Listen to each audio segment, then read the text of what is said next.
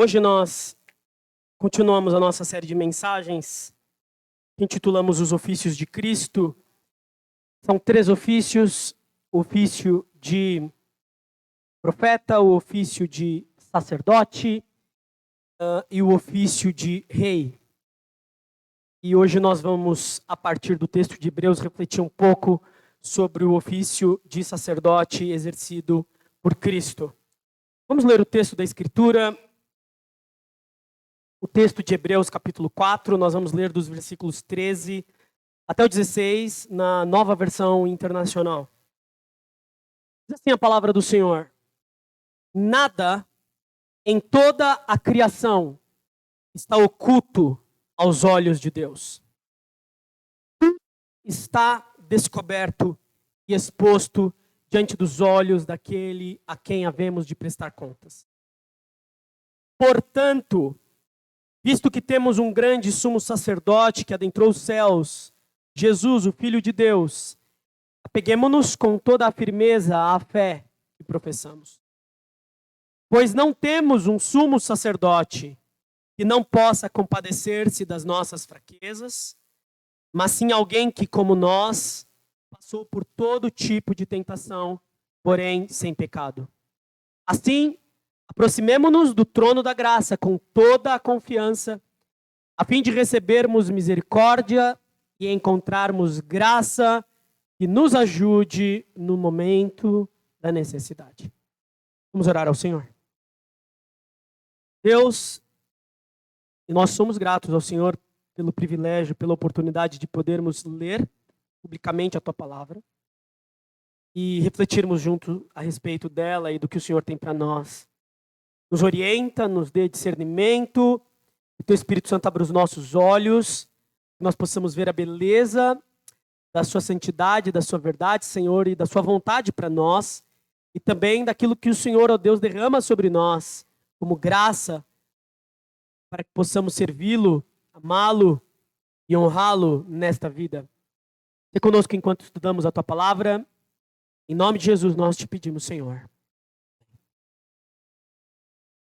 Como eu disse, nossa mensagem hoje explorará mais um dos ofícios de Cristo. E os ofícios não são uma forma de nós fragmentarmos o trabalho de Cristo, como se uma coisa fosse ser profeta, outra fosse ser sacerdote, outra fosse ser rei. Elas não são independentes umas das outras. É interessante notarmos, por exemplo, que Jesus é considerado sacerdote segundo a ordem de Melquisedeque, diz o autor aos Hebreus, mas Melquisedeque, no meio do povo cananeu, era considerado um sacerdote rei. Ele não era apenas alguém que ministrava religiosamente, mas ele era também considerado um governante, porque essas funções, esses ofícios, eles se misturavam no Antigo Oriente. Então Jesus não é aquele que exerce apenas a função de sacerdote, a parte da função de rei. Ele é alguém que exerce o ofício de profeta, sacerdote, rei ao mesmo tempo. E esses ofícios, eles se misturam. É uma forma de nós entendermos didaticamente, quando dizemos que Jesus é profeta, sacerdote, rei, como o Senhor trabalha por nós, para nossa salvação, por intermédio de Jesus Cristo. Bom, no ofício que nós vamos abordar hoje, nós vamos explorar o ofício de sacerdote que Jesus exerce para o nosso benefício.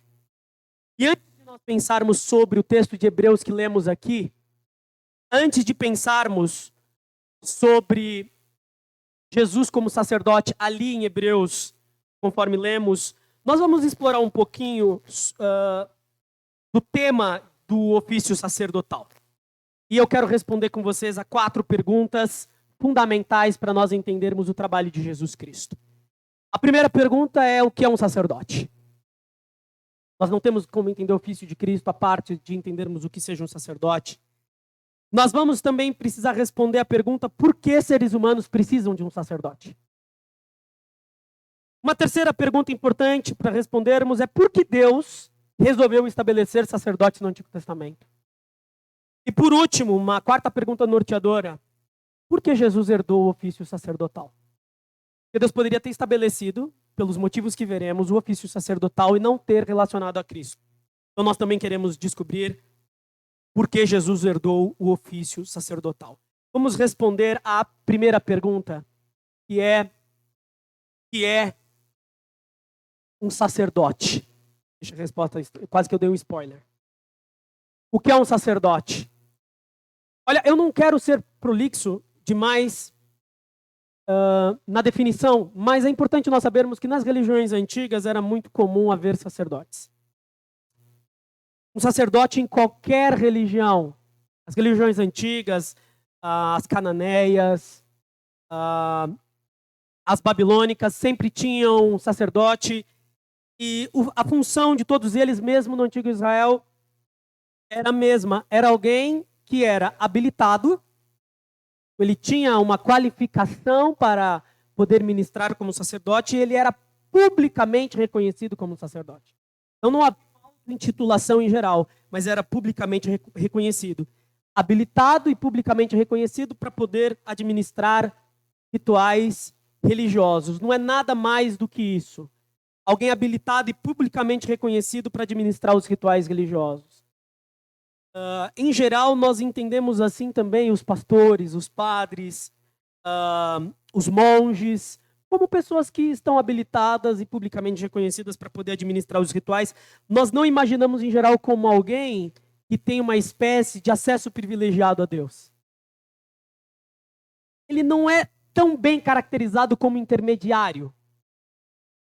Ele não é geralmente reconhecido como alguém que é diferente enquanto ser humano dos outros e por isso é sacerdote. Esse geralmente é o ofício do profeta.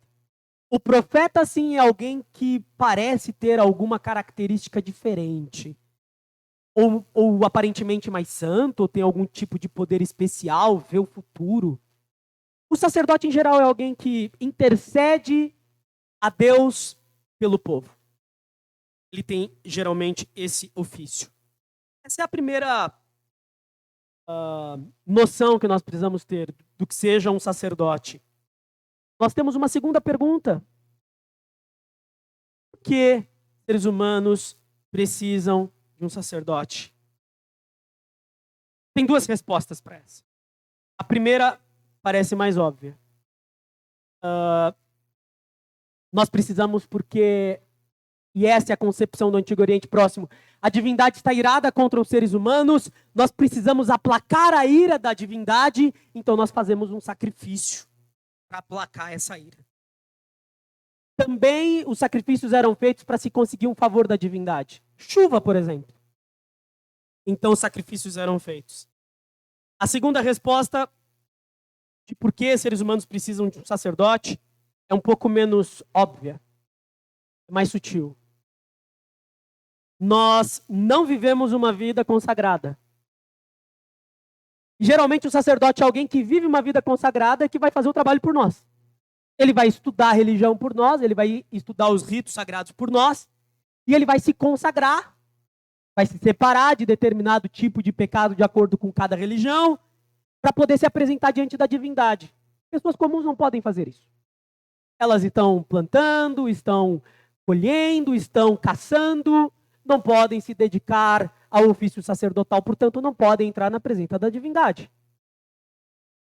Por isso, elas precisam de um intermediário no contato com a divindade por meio do sacrifício.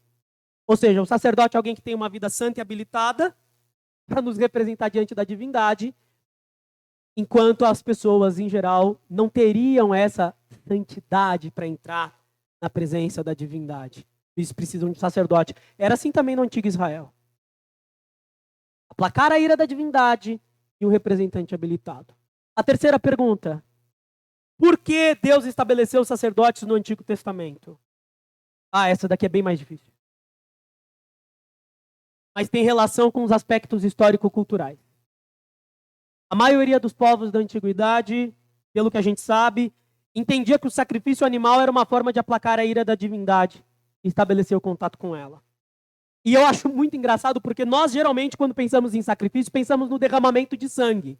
E sim, isso era parte importante do sacrifício. Derramar sangue era uma forma, de acordo com os povos do Antigo Oriente, de aplacar a ira da divindade. Mas tem um aspecto muito mais interessante e até saboroso. em vários textos do Antigo Testamento, diz que o sacrifício era como um aroma suave. Gente, era churrasco, e churrasco do bom. Era carne de cordeiro sobre o altar.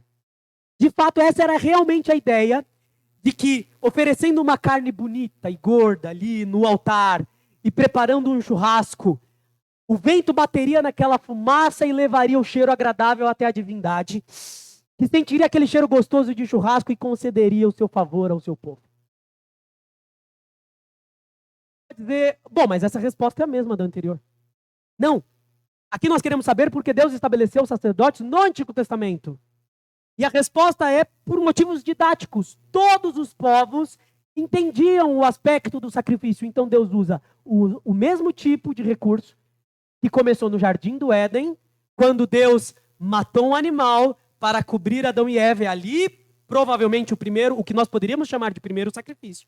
E Deus estabelece isso como um padrão e os povos começam a repetir o padrão do sacrifício. E Deus mesmo, que iniciou o padrão, estabelece o sistema no meio do povo de Israel, para que didaticamente eles saibam o significado de um sacerdote e a importância do sacerdócio. Deus então concedeu a eles um sistema de comunicação que já era amplamente praticado, já era bem conhecido. Temos uma segunda resposta. Deus estabeleceu o sacerdócio no Antigo Testamento. E eu acho que essa talvez seja a resposta mais importante. Para apontar Cristo. Para indicar Cristo. Nós cremos que Cristo é o plano A, não o plano alternativo ao pecado. É um erro teológico comum das pessoas pensarem que o mal entrou no mundo, então Deus, o Pai, que exerce a função de liderança na Trindade, decide enviar o Filho para essa inconveniência, para essa surpresa. Os seres humanos caíram e agora enviar o Filho para ser sacrificado. Não! De jeito nenhum. O Filho encarnado, revelado a nós, é o plano A. E claro, eu vou criar um problema filosófico enorme aqui. Mas vou sustentar. O Filho é o plano A. Deus, desde a eternidade, desejava revelar-se aos seres humanos. Desde a eternidade, ele pretendia encarnar e estar entre nós e fazer parte da criação. E esse é o plano A, não o plano B. Então, o sistema de sacrifícios foi construído já sabendo que o Filho seria revelado. Então, o sistema aponta para Cristo. O sacerdócio no Antigo Testamento é uma forma, como se diz na teologia, tipológica de revelar o Filho. Ele é o sacrifício perfeito, ele é o sacrificador perfeito. Ele cumpre todo o sistema de sacrifício de maneira perfeita. Ele cumpre até mesmo o ofício sacerdotal de maneira perfeita. Aponta para Cristo. Por isso Deus estabeleceu o sacerdote no AT para revelar o sumo sacerdote, Jesus Cristo. Tudo vai convergindo para Cristo. Eu esqueço de pôr as respostas, mas é um caráter didático que Deus estabeleceu para revelar Cristo. Por que Jesus herdou o ofício sacerdotal? É a nossa última resposta. Nossa última pergunta, para a qual teremos a última resposta. Deus já havia estabelecido o sistema sacrificial e sacerdotal.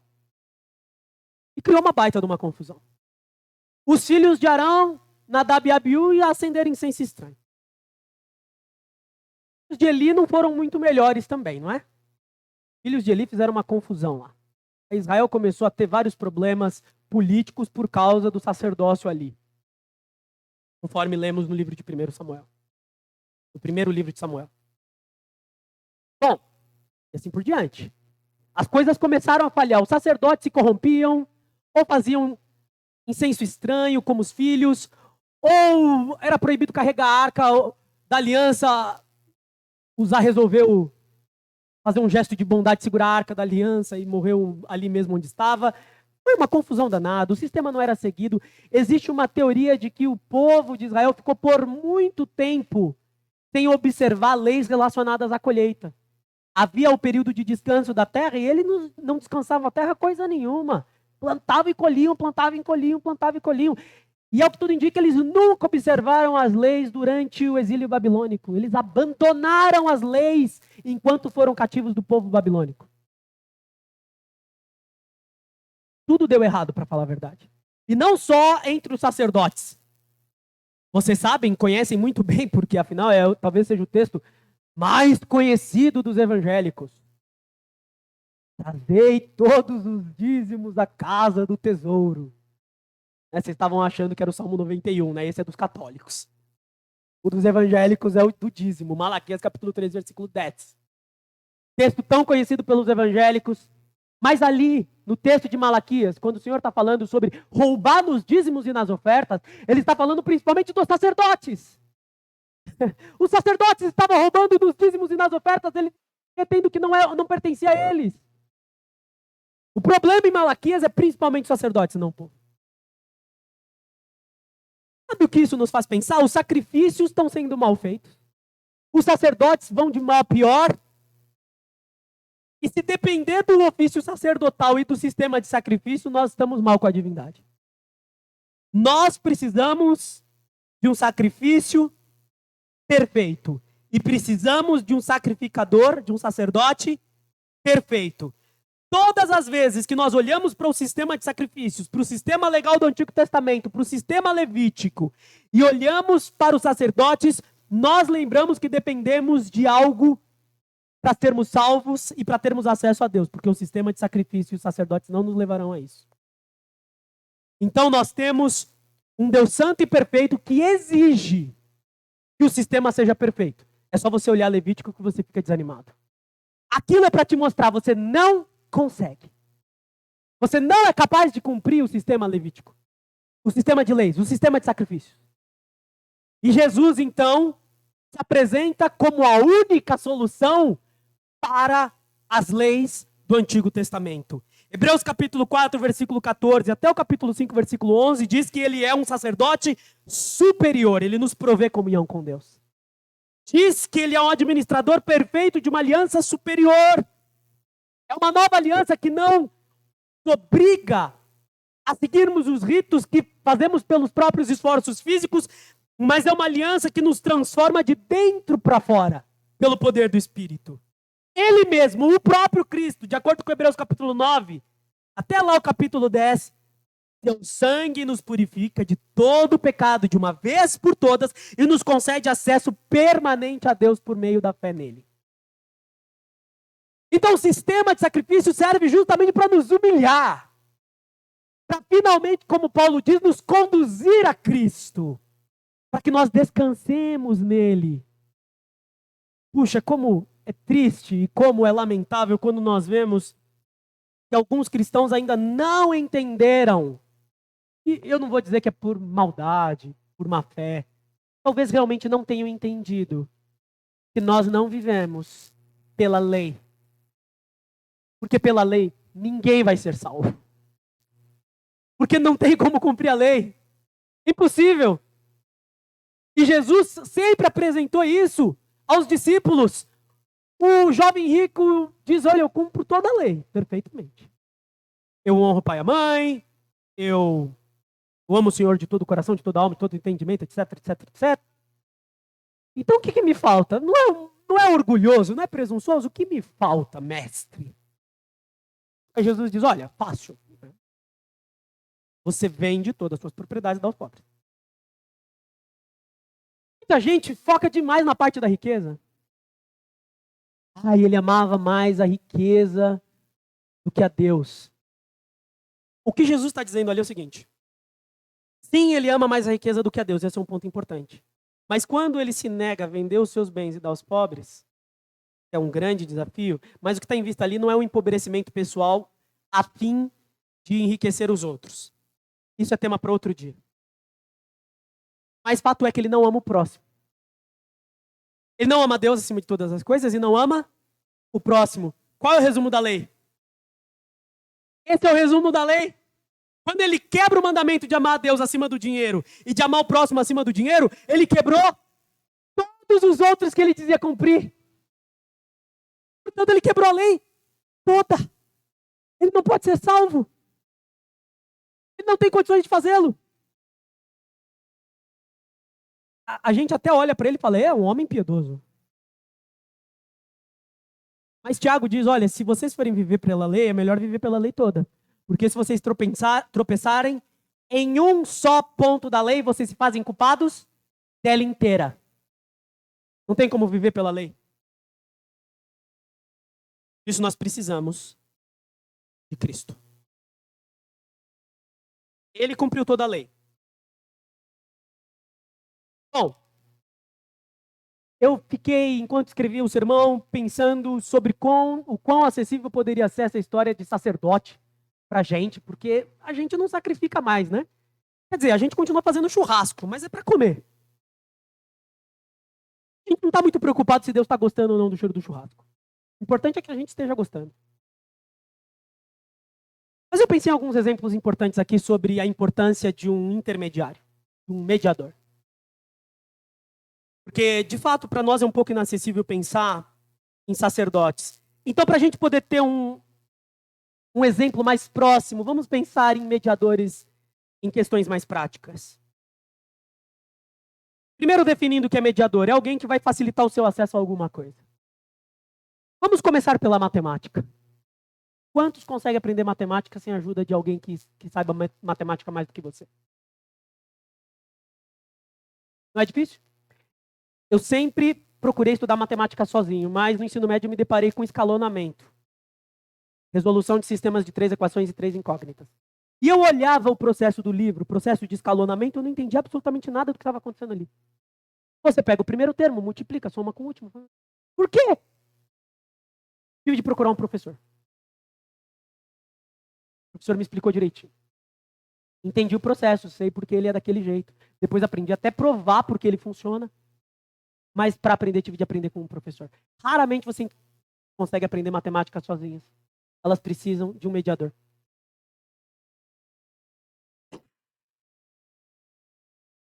Muita gente...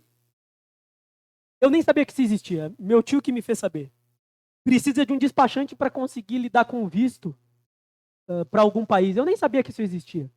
Eu sabia que existia despachante para problemas relacionados ao carro. Não é tão comum, mas um contador para a declaração do IR é indispensável. Se as suas finanças são complexas, você precisa de um mediador para o imposto de renda. Não é? Não só porque às vezes não somos habilitados, mas porque é muito chato. Às vezes, os filhos, antes de chegarem ao pai, passam pela mãe. A mãe é o mediador entre os filhos e o pai. E às vezes os cônjuges usam os filhos para chegar um no outro. Diz para o seu pai, quando quando tá brava, tá de bico, fala, avisa o seu pai.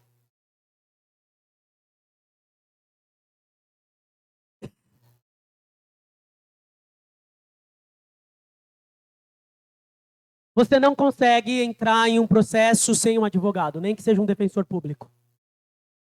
Lei, você precisa de um advogado. Você não consegue uma CNH sem uma autoescola. Você pode fazer parte do processo sozinho, mas você não pode tomar as aulas sem uma autoescola. E para encerrar, muita gente da igreja me avisa que não virá ao culto dominical por meio de outra pessoa. Avisa o pastor que eu não vou. Que é uma das coisas que eu não tenho no processo de mediação. Por que alguém precisa avisar alguém para me avisar?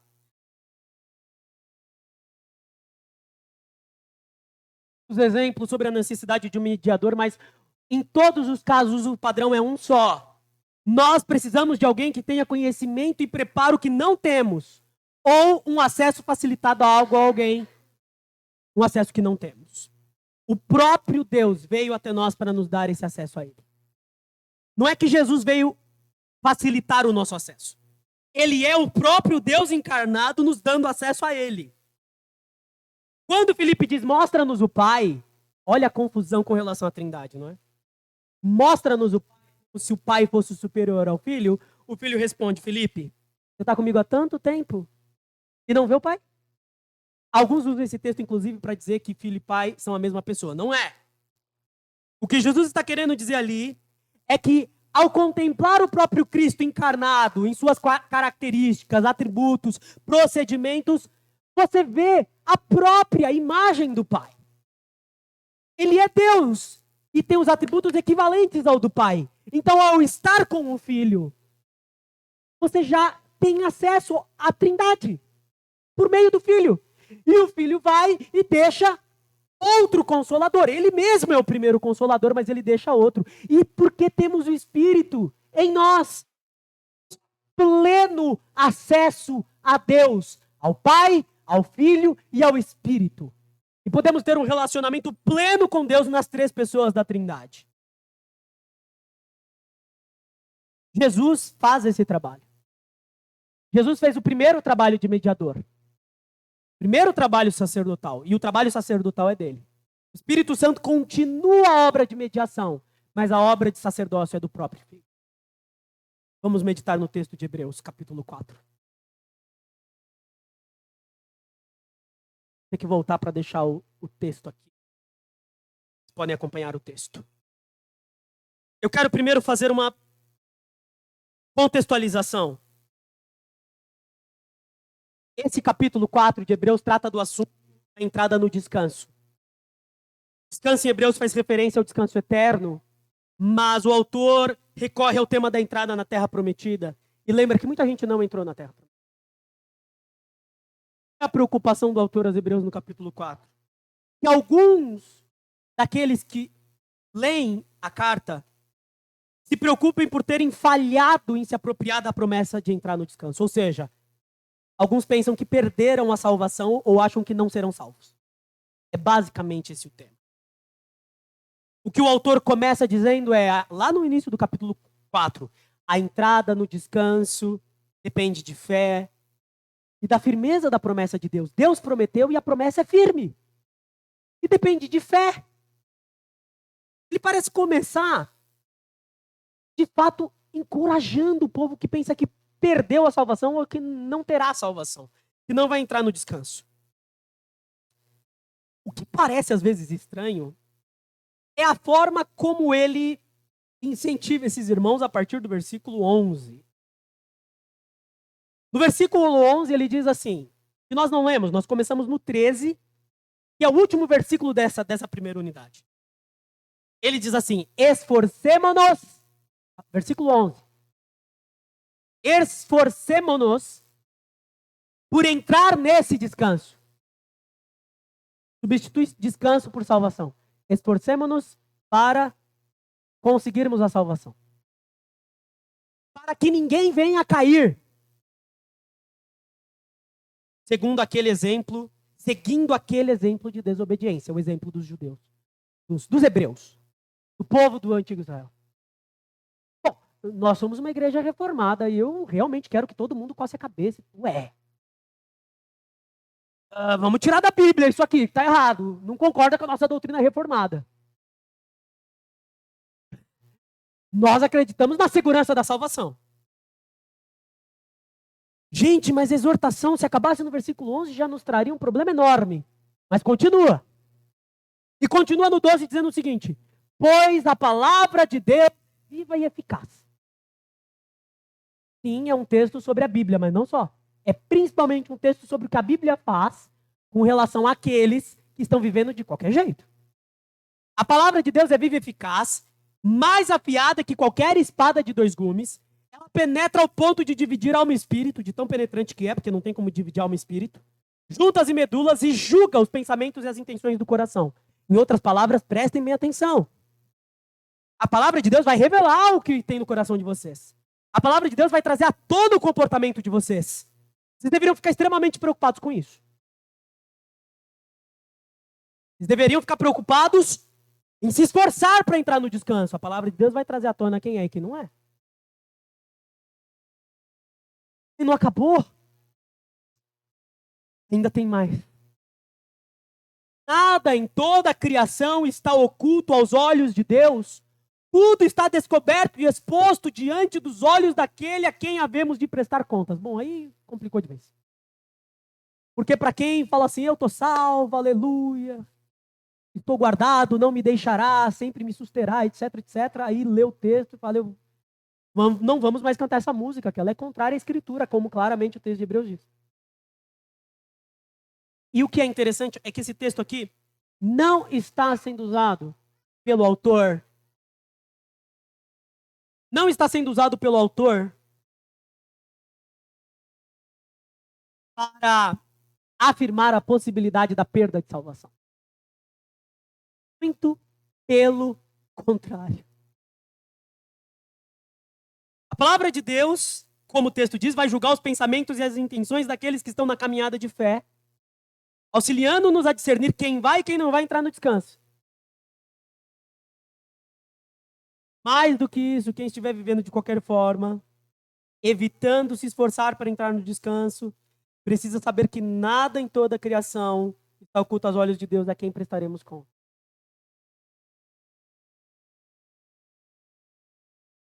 A exortação serve para trazer dúvida, sim, sobre a segurança da salvação. Mas não para dizer sobre a possibilidade da perda de salvação. O autor aos Hebreus quer chacoalhar as convicções do povo. Quer dizer, prestem atenção em como vocês estão vivendo. Tomem cuidado, porque Deus está vendo tudo. Porque nós teremos de prestar contas a Deus. Vive de maneira correta. Então, quando nós estamos, digamos, balançados com essa exortação, e de fato, irmãos, do versículo até o 12, os versículos 11 e 12, nos deixam, de fato, preocupados e devem deixar. Bom, então nós nos perguntamos depois desse trecho, temos fraquezas? Temos falhas? Temos fragilidades? Temos pecados? Sim. Sim. Sim. Sim. E agora? É quase uma introdução do Chapolin. Quem poderá nos socorrer? Mas é a deixa do autor. Veja, versículo de número 14. Pensa na exortação, como nós nos sentimos? Mal. Mal. Não estamos andando direito, Deus está vendo tudo. A palavra de Deus vai trazer à tona o que eventualmente estamos vivendo de forma errada. Então quem poderá nos socorrer? Versículo 14. Visto que temos grande sumo sacerdote que adentrou aos céus, Jesus, o Filho de Deus, apeguemo-nos com toda a firmeza à fé que professamos. Portanto, aqui, tem relação com o que foi dito anteriormente. Precisamos nos esforçar para entrarmos no descanso. Precisamos saber que prestaremos conta a Deus, Ele tudo vê. Portanto, ou seja, já que precisamos de ajuda para uma tarefa impossível, temos um grande sumo sacerdote. Disso, da nossa fraqueza, da nossa debilidade, que Deus tudo vê, apeguemo-nos com toda a firmeza à fé que professamos. Irmãos e irmãs, nós temos presente. Ele não está duvidando da salvação dos irmãos. Ele está dizendo, tomem cuidado com a forma de vida de vocês. Mas sabendo disso, sabendo dessa dificuldade, agora olhem para o sacerdote. Vocês têm um sacerdote. Ele lembrou sua audiência que muitos de Israel ficariam de fora da terra, de fato. Ficariam de fora do descanso. Ele lembra que o Senhor está de olho. Isso deve causar medo, pavor, ansiedade.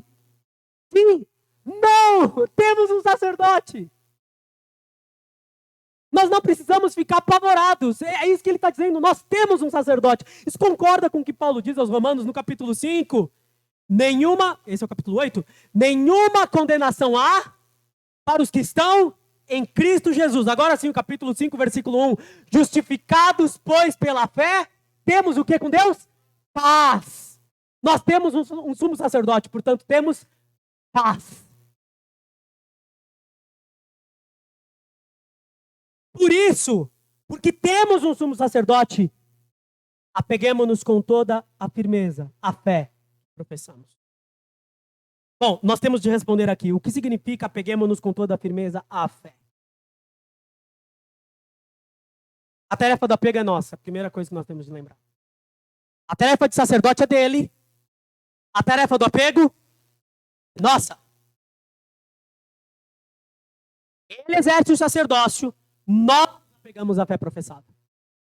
É a resposta à obra dele. Apegar-se à fé professada tem caráter teórico e prático. É a mesma ideia contida na palavra piedade. A palavra grega piedade não significa santidade. Piedade é a prática disciplinada da religião. Piedade não é só você crer na coisa certa. É você fazer a coisa certa na qual crer. Tem a ver com teoria? Tem a ver com prática. Apeguemos-nos à fé significa, ao mesmo tempo, viver aquilo que a Escritura ensina. E, evidentemente, para viver o que a Escritura ensina, você precisa aprender o que a Escritura ensina. Vida de piedade. Repito, apegar-se à fé com toda a firmeza é viver uma vida de piedade com toda a firmeza. Exatamente aqui, dois elementos são extremamente importantes. A Escritura e a comunhão com a igreja. Não há como apegar-se à fé sem a Escritura mediando esse processo e sem a igreja como parte do processo. Nós lemos hoje o capítulo 10 de Hebreus. Versículo 25. Não deixando de congregar como alguns fazem. Os versículos anteriores são quase Ctrl-C, Ctrl-V desses do capítulo 4. Eu vou ler e vocês vão ouvir. Não estamos mais no capítulo 4. Agora estamos no capítulo 10. E olha o que os versículos anteriores do capítulo 10 dizem. Versículo 22. Vocês estão com o texto na tela. Aqui é o capítulo 4. Agora olha o capítulo 10. Explico. No versículo 25 ele vai falar sobre a necessidade de estarmos juntos como igreja. E vocês podem duvidar da minha abordagem. Apegar-se à fé tem a ver com a igreja? É isso que a Escritura diz? Vamos ver, lá no 10. No 10, o versículo 25 é sobre mantermos presença na comunhão. O versículo 22 do capítulo 10 diz: aproximemo-nos de Deus com um coração sincero e com plena convicção de fé. Apegamos-nos, versículo 23, com firmeza a esperança que professamos, pois aquele que prometeu é fiel. Versículo 24. E consideremos-nos uns aos outros para nos incentivarmos ao amor e às boas obras. Veja, o autor aos Hebreus entende que apegar-se à fé e apegar-se firmemente à esperança tem como consequência, como um rio caudaloso que vai desembocar na igreja. 23 tem como consequência os versículos 24 e 25. Apeguemos-nos com toda a firmeza à fé que professamos. Não dá para fazer isso sem igreja, sem escritura, sem estudar a escritura.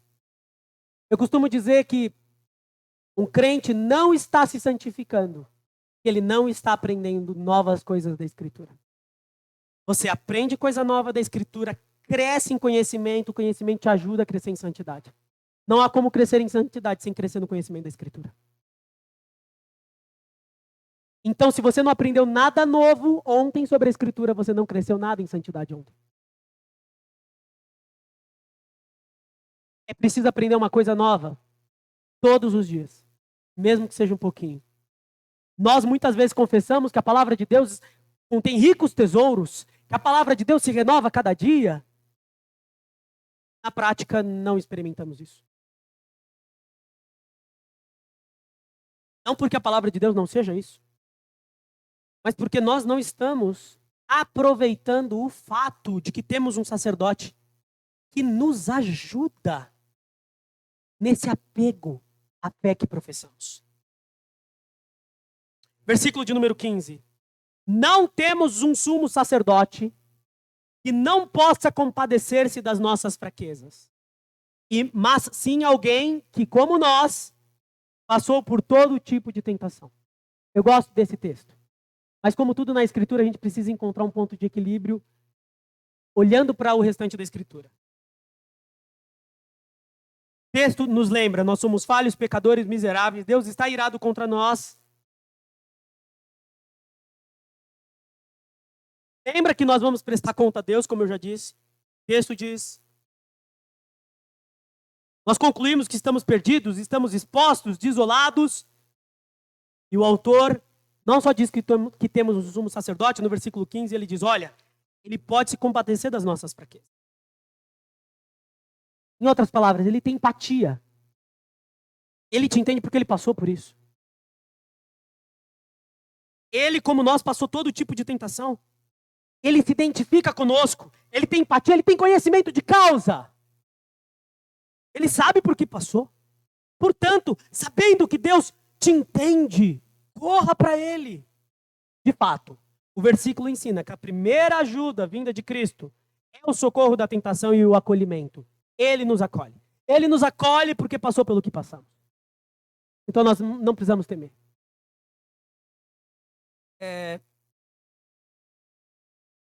Mas Jesus nunca xingou ninguém? Ah, mas sentiu vontade. Quer dizer, eu não sei, se a vontade for pecaminosa, talvez não. Ele não tinha inclinação pecaminosa. Mas Jesus foi tentado, esse é o fato, ele foi tentado. A discussão sobre Jesus poderia ou não cair. Quem quiser, a gente cria uma classe de teologia, depois a gente discute essas coisas e o Caio explica. Né? Jogar bomba pro Caio. O assunto é complicado, mas fato é que tem um aspecto de identificação, de nós nos sentirmos confortáveis com alguém que nos entende. Esse aspecto é importante. Mas tem um problema nele. Se nós o radicalizarmos, todo mundo vai dizer, ai, tranquilo, orar ao Senhor, ele entende o pecado que eu cometo, a minha fraqueza, e tá tudo bem. Só preciso ir ao Senhor, ao trono da graça, orar, porque ele me entende e me acolhe. Ele me aceita como eu sou. Né?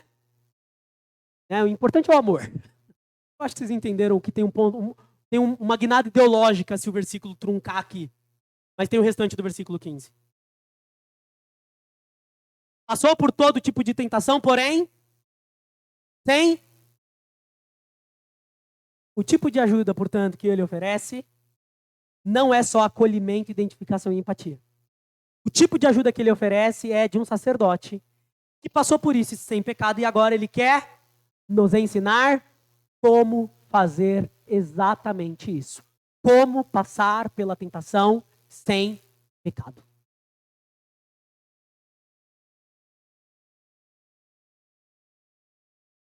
Apeguemos-nos com toda a firmeza à fé quando nossa fé é desafiada, quando o nosso pecado tenta nos assaltar, para sermos ajudados não só emocionalmente, temos um Deus que nos acolhe, que nos entende, não apenas isso.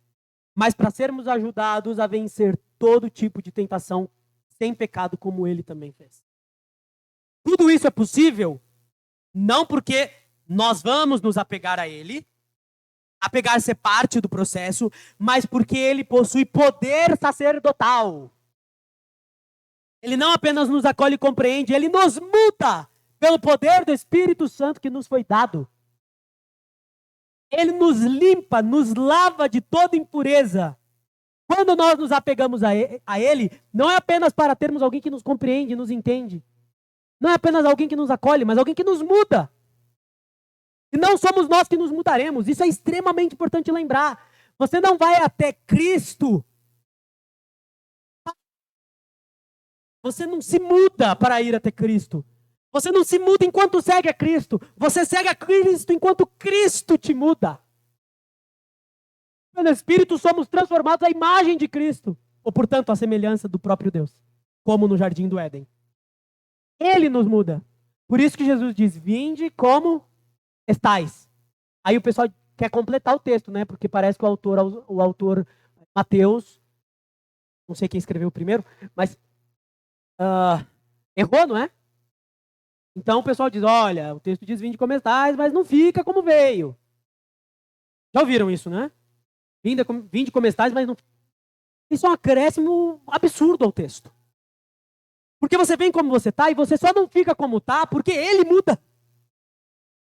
Então, se a pessoa está como veio, o erro não está necessariamente nesse processo de autossantificação. Pode ser uma pessoa não regenerada.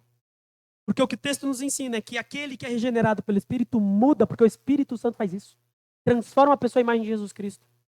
Enquanto, evidentemente, ele está se apegando a Cristo. Portanto, estudando a Escritura e participando da comunhão da igreja. Versículo 16. Assim sendo, aproximemo-nos do trono da graça com toda a confiança, a fim de recebermos misericórdia e encontrarmos graça que nos ajude no momento da necessidade. Foi isso aqui que nós cantamos. Sobre a misericórdia e a graça do Senhor que duram para sempre.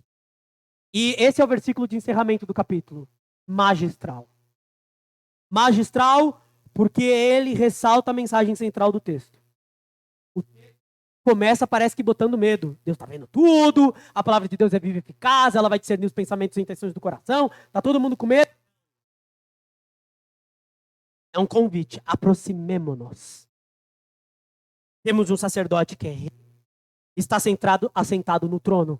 A graça de esperança, nós podemos nos aproximar com toda confiança. Não estamos distantes e separados, não fomos rechaçados e repelidos, somos acolhidos, aceitos e também transformados se nos apegarmos à fé e nos aproximarmos do trono da graça. De fato, em vários momentos nossa fé vai ser confrontada, não é? A tentação vem. E nós precisamos lembrar disso. O que eu preciso? Eu preciso de um sacerdote. E eu não posso. Esse sacerdote é Cristo. O que eu preciso é pegar-me a Ele e me aproximar do trono da graça. Ali eu não vou encontrar só acolhimento, eu vou encontrar transformação também. Muita gente acha que não existe possibilidade de transformação. Tem pessoa tão ruim, né, que a gente... Eu, inclusive, que você pode pensar, não tem como mudar. De jeito nenhum. Não é possível. A gente passou a duvidar do poder do Evangelho. Muita gente crê no poder do Evangelho porque lembra da sua vida, de como ela era. Olha para si e fala, eu sei de onde Deus me tirou.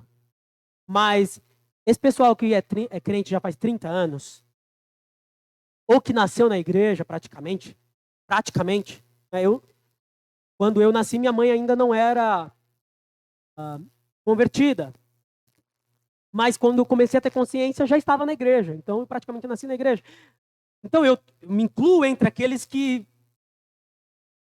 viram tão de perto o poder transformador do evangelho, sabe? Um Saulo. Péssima ideia dizer isso, mas Saulo não foi transformado em Paulo. Mas, só para ressaltar a mudança de vida de Saulo para Paulo, que não tem nada a ver o nome com a mudança de vida, mas um Saulo para Paulo. Muitos de nós não viram isso. Não viram isso. Não viram uma transformação tão radical de uma pessoa que era adúltera, desonesta, etc., se tornando alguém honesto, justo, piedoso. Às vezes a gente começa a duvidar do poder do evangelho por causa disso. Mas o texto é um convite, aproximemo-nos, peguemo-nos. Vocês podem transmitir esse convite, porque a função sacerdotal também é da igreja. E eu quero, agora caminhando para o fim, lembrar que nós também exercemos o sacerdócio, não como o de Cristo. O de Cristo é completo, pleno, mas nós replicamos esse sacerdócio. Veja só. Isso de sacerdócio universal de todos os crentes, de todos os santos. Porque a Igreja Católica, de fato, criou um distanciamento entre os padres e o povo. Isso está na teologia católica. Está na teologia católica. Faz parte mesmo do corpus teológicos da Igreja Católica. Eles realmente acham que é uma bênção especial ser padre, ter a vocação e receber isso de Deus. É uma bênção especial. Então, de fato, por isso que onde não há uma igreja católica, não há salvação. Se não há um padre com uma igreja em algum lugar para ministrar o batismo e a Eucaristia, não há salvação ali. A salvação depende da Igreja Católica. Mas Lutero disse, não todos nós fomos chamados para exercer o papel, como Deus disse a Israel, reino de sacerdotes, nação. Isso está em Êxodo, e alguém poderia dizer, mas é para o povo de Israel. E Pedro se apropria do texto aplicado a Israel e diz, vós sois, repete o mesmo texto aplicado a Israel. Nação santa, povo adquirido, reino de sacerdotes. Pedro diz assim, a igreja é, abre aspas, sacerdócio santo oferecendo sacrifícios espirituais a Deus por meio de Jesus Cristo. Nós, portanto, no ofício sacerdotal, replicando aquilo que Cristo faz, oferecemos isso às pessoas. Aproximemo-nos do trono da graça. Há um sumo sacerdote. Mas eu sou pecador, eu sou adúltero, eu sou desonesto, eu não mereço o Senhor, eu fumo, eu bebo, eu me prostituo, eu vejo pornografia, eu jogo na cena, eu assisto Big Brother, torço para o Palmeiras. Há salvação. Há salvação. O Senhor pode transformar, te limpar desse espírito de porco.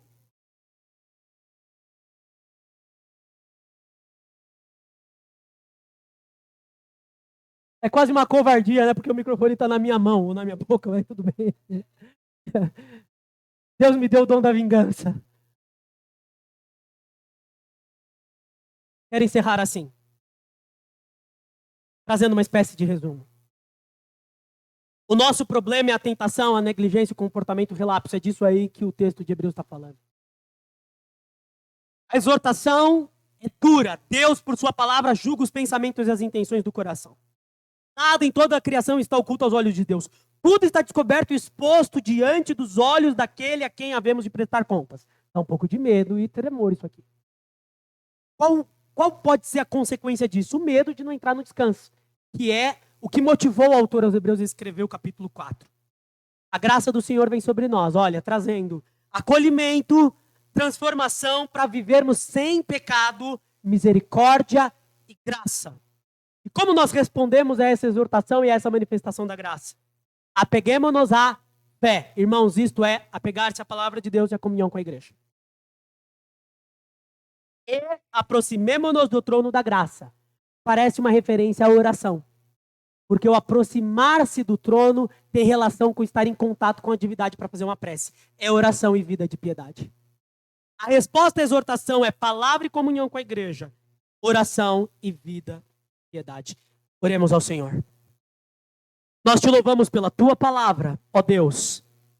E te agradecemos porque o Senhor fala conosco e a tua palavra é rica, poderosa, cheia de graça para nós, para nos exortar, mas também para nos animar, para nos encorajar, para nos revigorar. Senhor, usa a tua palavra para fazer com que entendamos um pouco melhor do que o Senhor faz por nós. E também para que nos sintamos mais estimulados e fortes e animados a servirmos ao Senhor com alegria. Em nome de Jesus, nós te pedimos. Amém.